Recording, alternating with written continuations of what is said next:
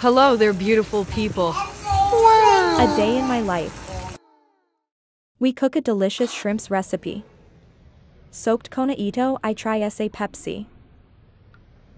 Hindi ko itatapon yung pinagbabadan. Iuse ko pa yan later. So let's start gisaing bawang first.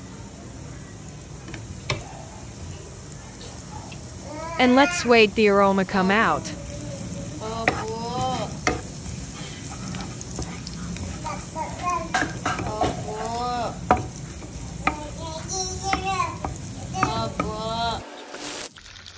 So put na ang shrimps. Wait na long mag change ang color.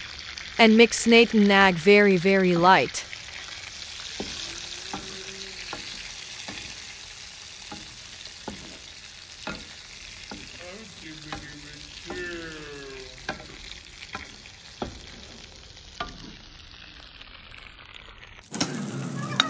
So ayan na ang gam to sis. Nag orange na saya. Maya kani hangwin kona yan.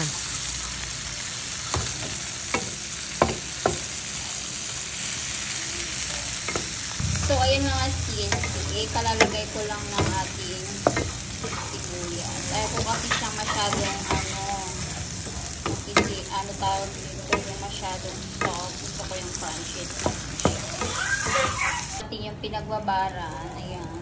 Ayan natin ng oyster sauce. Tomato paste ng very light. Para may color yung ating shrimp.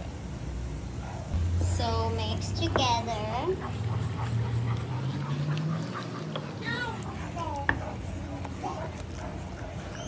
Nag-boil na siya. Lagyan mo na natin ulit ng sibuyas. Para more sibuyas, more delicious. So, yun yung hinango ko na ang shrimp natin mga sis. Tapos, ilalagay natin mamaya yung onion sticks natin. Ang bonggang-bongga. Perfect yan. Yummy! So, ayan na mga sasagay natin yung ating shrimp sa kumukulo natin. Ayan, ang pampalasa. Opo!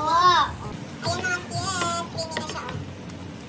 Diba? Sikan sibuo pa rin yung sibuyas natin. Yung ganyan yung aking style. Late ko na siya nilalagay mga sis. So, diba? Para o, diba? Ang ingay ng baby ko. Gutom na po siya. Opo, baby. Malapit na ite. So, almost done ito mga sis. Thank you for watching. Ayan na siya mga sis. Ayan. Ito na siya. Diba? Perfect. I love it. O, diba? Bongga-bongga. Dami na naman kayo ng baby my loves ko. Ha? Opo. Madami ka na naman kain. Ay. Dami ka na naman kain.